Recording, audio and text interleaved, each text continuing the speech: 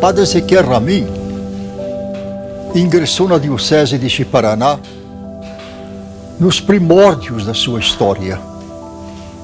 O que eu encontrei lá foram diversas realidades.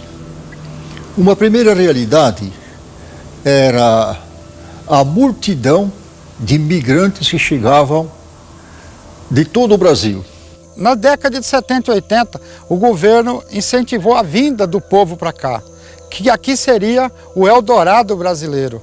E aí muita gente iludida com essa propaganda, com essa promessa do governo, que ia chegar aqui e ia ficar rico, deixou as suas casas, vendeu o que tinha em todas as regiões do Brasil e partiu para cá. Quando a gente decide vir para Rondônia, nós éramos 5 irmãos, São Paulo, né? Meu pai desempregado, minha mãe desempregada, vamos para Rondônia. Já tinha um tio meu aqui, né? E meu pai falou, o único lugar de criar essa molecada é no sítio, né? Pegar uma terra. E ele veio enfrentando a malária, enfrentando muita dificuldade, tá? Então assim, nós sempre teve essa aproximação com a terra. Só que chegando aqui a realidade era muito diferente. Não tinha apoio do governo nenhum. O povo tinha que se virar como podia, grilando, enfrentando cobras, onça, jagunço. Famílias numerosas, e era muito sofrido, porque chegava, tinha terra, mas não tinha mais nada, e muitos nem terra tinham. A gente rezava, a gente fazia muito assim, não era às vezes nem tão por muita fé, era questão de necessidade que a gente tinha para resistir, porque muito complicado. Encontrei uma diocese assim pobre de clero, muito pobre, mas muito rica de leigos, bem comprometidos com a igreja. E nessa luta pela libertação do povo.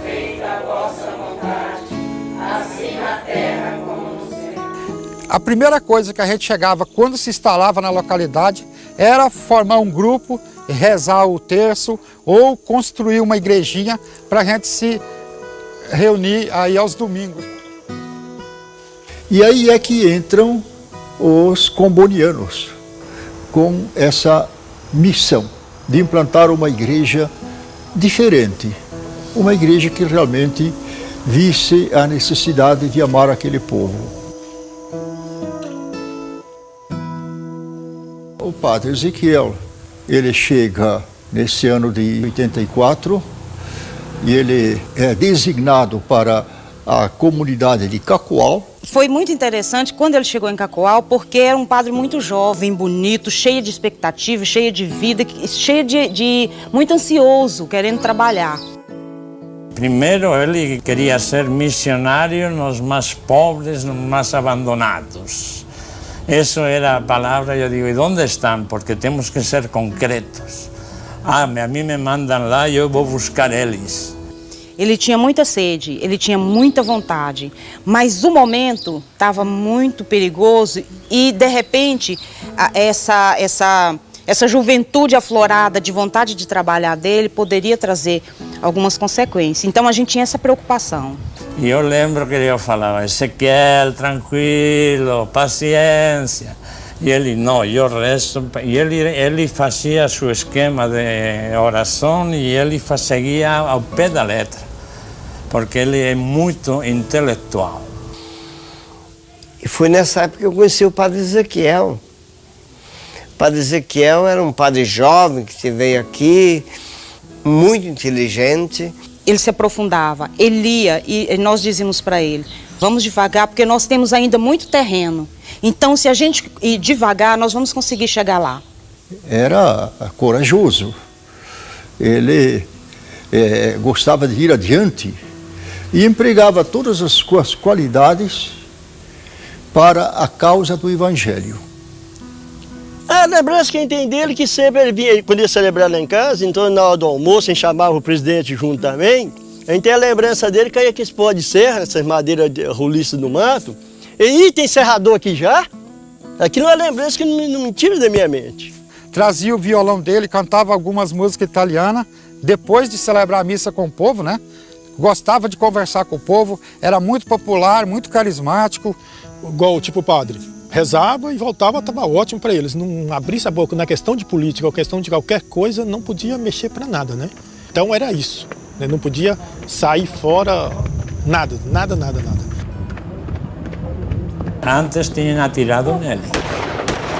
Ia de cavalo e ele escutou os tiros, mas nunca falou nada. Era uma terra sem lei e que mandava, eles tinham o costume de dizer assim, matavam hoje e deixavam o outro amarrado para amanhã, né? Mas era muito normal esse tipo de coisa, né? O pessoal que participava da celebração da comunidade fazia parte da pistolagem. Os homens que iam conquistar a terra e outros que iam para trabalhar para o fazendeiro era do mesmo lugar. Não era nem jagunço, era trabalhadores também que ganhavam dinheiro a mais para tirar poceiros, né? O povo sempre usado pelo fazendeiro naquela época tão difícil. Dentro do estado do Mato Grosso, na divisa com o estado de Rondônia, a fazenda Catuva era enorme e lá se implantou um grupo de gente sem terra que estava ameaçados de morte. O Padre Ezequiel foi a pessoa que chegava aqui com nós nas comunidades e aconselhava todo mundo, sempre defendendo os pequenos, né? Sempre apoiando o pessoal pequeno, os índios, né? Os índios também, eles falaram, reserva indígena, a gente tem que preservar. Quem chegava mais à área, junto com a gente, era Padre Ezequiel, né? Chegava mais dentro da fazenda Catuba, aí ele falava assim, puxa, é muito perigo. Então, aquele tempo também, que aonde que nós chegávamos, tinha muito pituleiro também dentro ali da fazenda, né? Ele tinha o maior prazer ajudar um pobre. Essa é a diferença dele. Ele tinha mais amor para todos.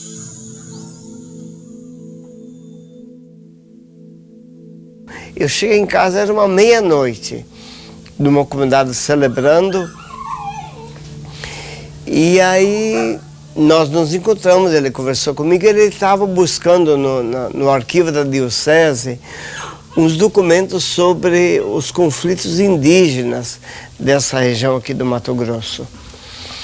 E aí ele pediu se eu atendesse ele em confissão.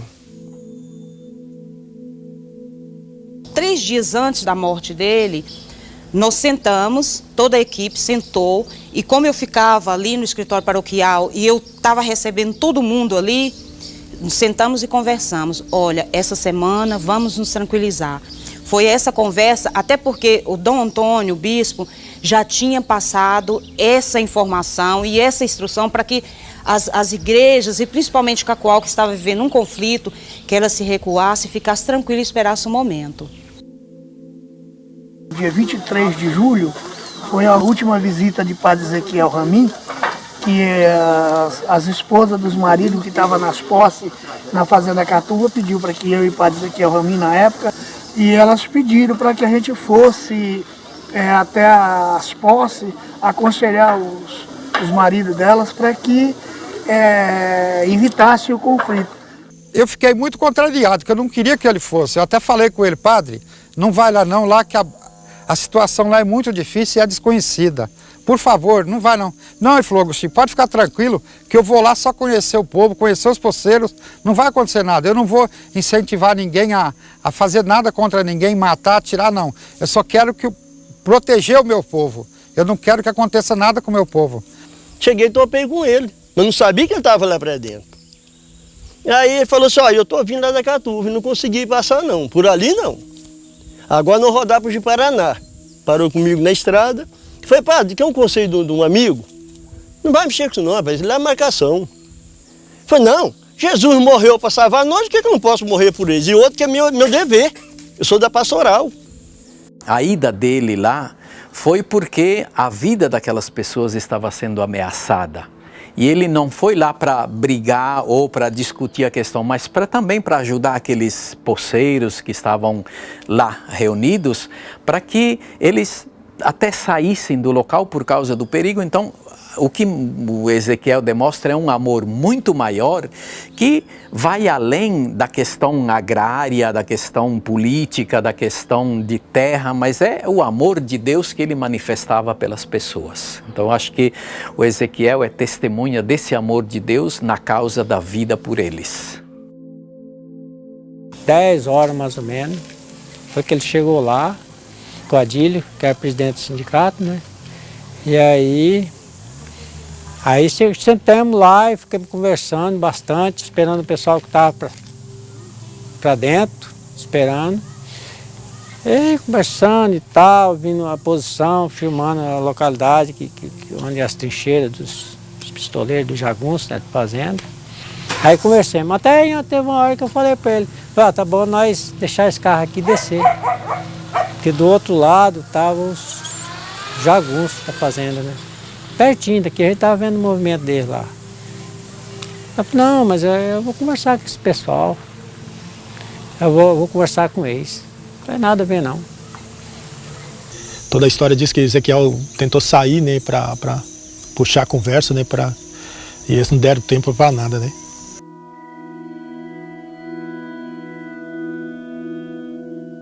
Eles estavam no Gugel, quando subiam esse local, deram de cara com jagunços.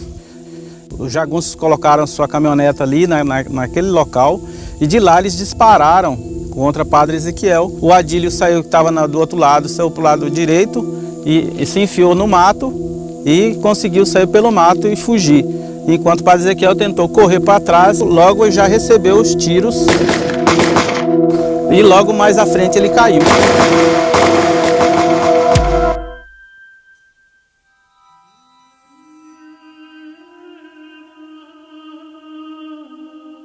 Naquele momento, eu imaginava que ele tinha apenas sofrido o atentado, mas não tinha sido morto.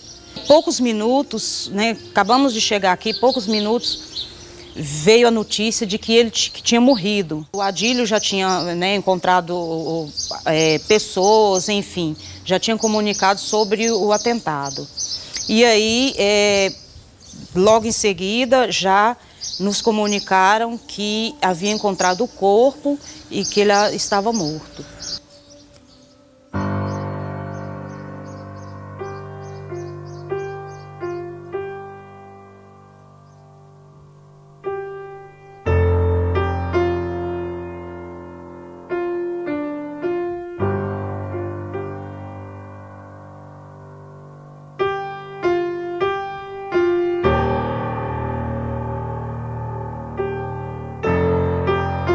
Bem-aventurados vós que agora chorais, porque vos alegrareis. Bem-aventurados sereis quando os homens vos odiarem, vos expulsarem, vos ultrajarem, e quando repelirem o vosso nome como infame por causa do Filho do Homem. Alegrai-vos naquele dia e exultai, porque grande é o vosso galardão no céu. Companheiro, a morte do Padre Ezequiel abalou não só o estado de Rondônia, mas sim o mundo inteiro, diante dessa nova república que anda dizendo por aí.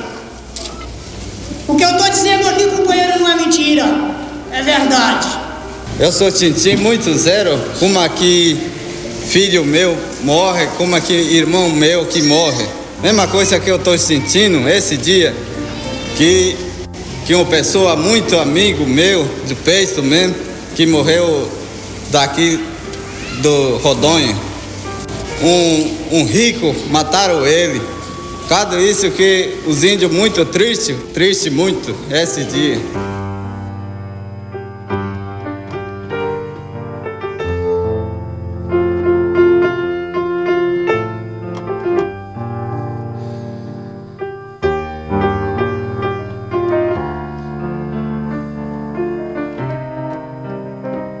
Aquela foto do Ezequiel caído no chão, todo perfurado de balas, aquilo me impactou muito. E aquele sentimento misturado com uma certa indignação, ou com muita indignação, é que me levou a compor o Pai Nosso dos Mártires.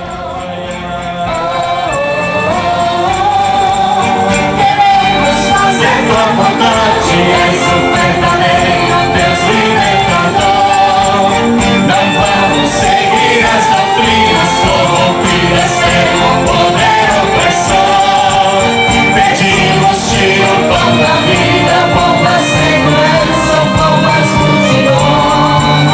O pão que traz a humanidade, que constrói o homem em vez de canhões. Sangue de mártires é semente de novos cristãos. Houve muitas perseguições, não foi só lá, foram em outros lugares. Mas houve também um tempo de florescimento.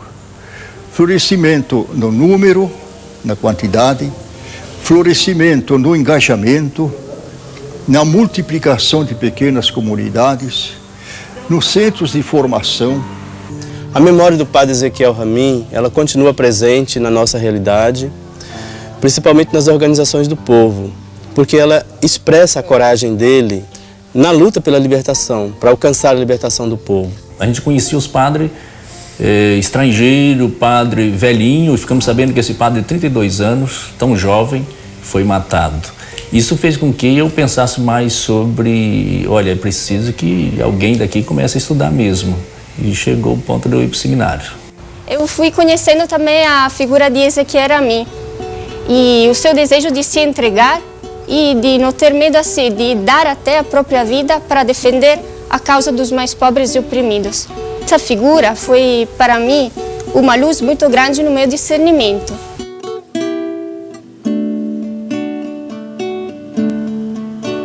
O seu olhar pairou por sobre os pobres, os injustiçados, presas do patrão. Povo sem terra e sem lugar na terra, e povos indígenas sem o próprio chão. E foi chamado a semear justiça, esperança e vida, sendo a Deus fiel. E assim chegava em terras brasileiras nosso companheiro Padre Ezequiel. Nós bendizemos ao Senhor da vida, pela vida nova, fruto da missão. Teu sangue amigo se tornou semente que vai produzir para nós libertação.